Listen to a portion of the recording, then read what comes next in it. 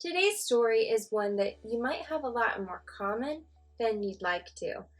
After applying to more than 300 jobs with no response at all, this is how one TikTok user configured a 5-step way to give her resume enough power now to hear back from every new application.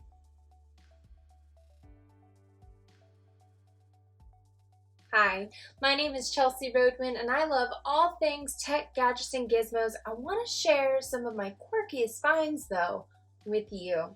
I'll be dropping a new episode every Monday here. Thanks for hanging on with me for this one that was delayed until today. And then it will also drop on Spotify, again, back on the Monday schedule. So you can pop into the podcast on your way to your day, Tuesday morning, and get the download. So if you want to be the coolest kid at the water cooler, let's jump in.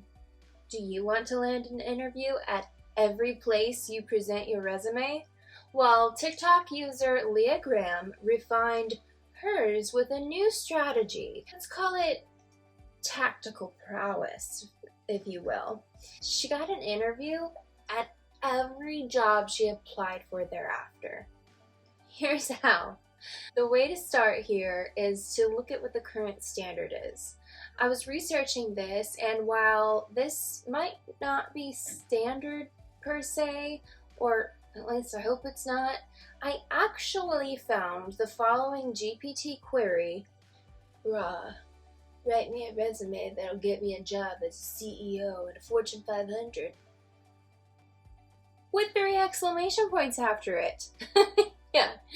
Now, if the writer of this hopefully thoughtless query happens to be watching, thank you for providing this example, but please hear me out because you never are going to land that job as a CEO at a Fortune 500 company with that tactic.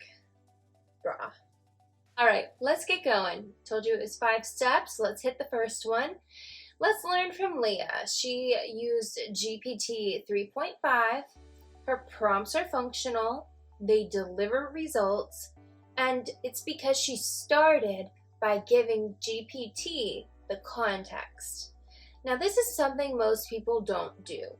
And the best I can liken it to is if your best friend runs up to you and says, "Oh my gosh, the candles are out." You know, you could be like, well, that's not a big deal, or relight them, or are we out of lighters? And you just don't understand that the power went out and now we can't see anything. You know, like, you gotta have context around things. Good context clues. So she did something most people don't by doing that. She didn't ask GPA to write her resume. Instead, she told it to ask her for more information. This was her query. I am revising my resume. I worked as an electronics technician in the U.S. Navy for 5 years. I'm going to enter my work experience from this position. Please ask me as many questions as you need in order to help me rewrite my resume to sound more customer service oriented and professional. So now let's break down why this prompt is considerably more effective than, well, what we've seen in the past. ChatGPT asked for relevant information, which of course she was happy to provide, and this tactic nearly always leads to better results. Basically, when you force it to get information from you, the expert on yourself, versus asking it to give you information it found somewhere about you. She gave it information about her previous endeavors, accomplishments, and even the fun fact that not only was she, among everything else, the division's technical publication library custodian, she also was the division's radio program manager. That's pretty cool. And memorable. Always a winner for a resume. Something memorable. That's just a tip from me. Let's get back to her, though. She goes on to step 2.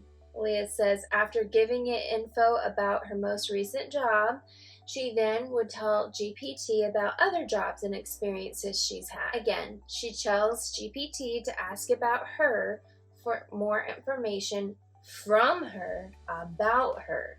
It's like a first date. She's totally taking the reins and baiting her special someone to take more interest in her than themselves.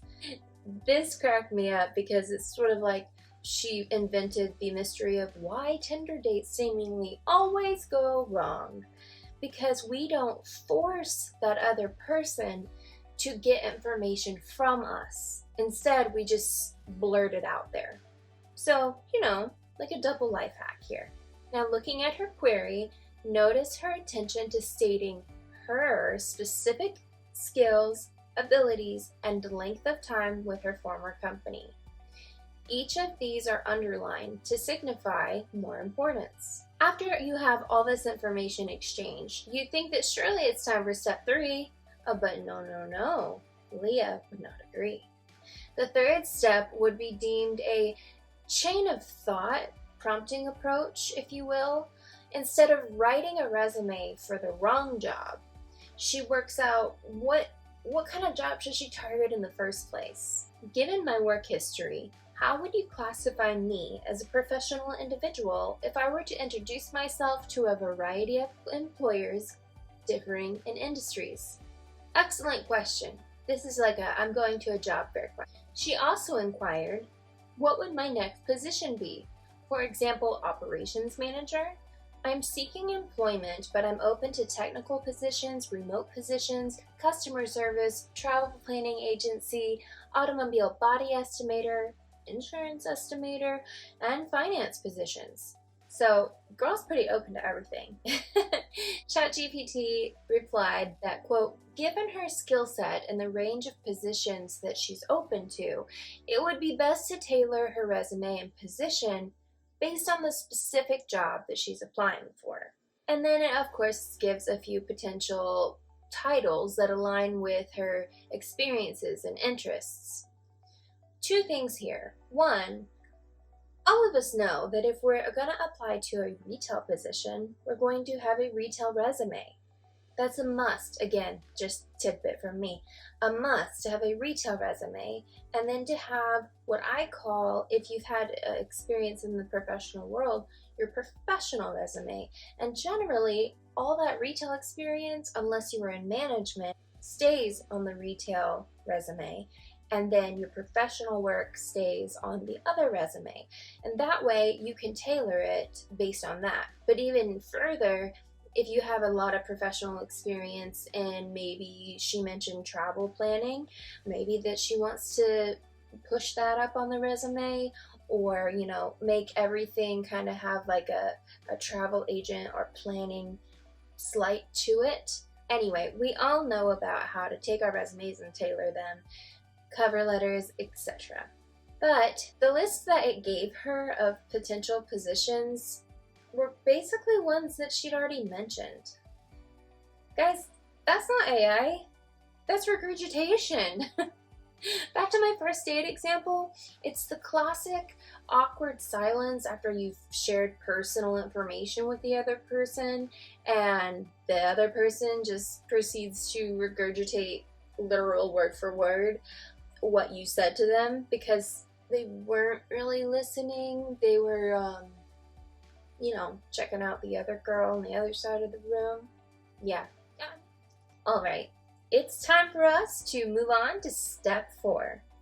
Leah masterfully moves on with a prompt asking GPT to summarize her accomplishments, saying, quote, for the electronics position, please summarize my accomplishments, leadership, and achievements into 4 strong bullet points. Unfortunately, this is the point where the date has the potential to go well or woeful. And this takes us into step 5. Make it clear what you want. What you want. This has so many applications.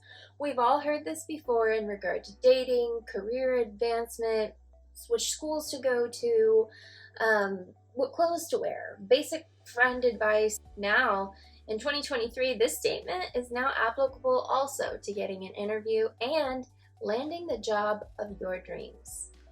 In this case, Leah was disappointed with the results, so once again, she took the reins, clarifying what she wanted and explained what she needed, which was to sound more professional. And just a side note here, imagine with me, what would your life look like if you would clarify what you want and explain what you needed? Just gonna let that one hang in the air. Anyway,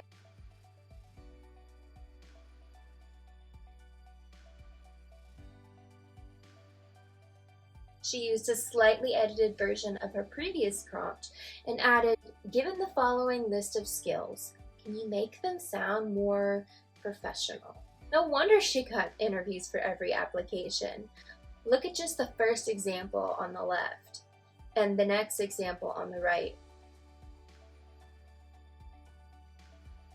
All she had to do was speak up for herself, be clear about what she wanted, clarify that, and she got a really awesome, much more strongly bulleted list that I think would catch the eye of really any employer. Look at your strategy. Do you have a strategy?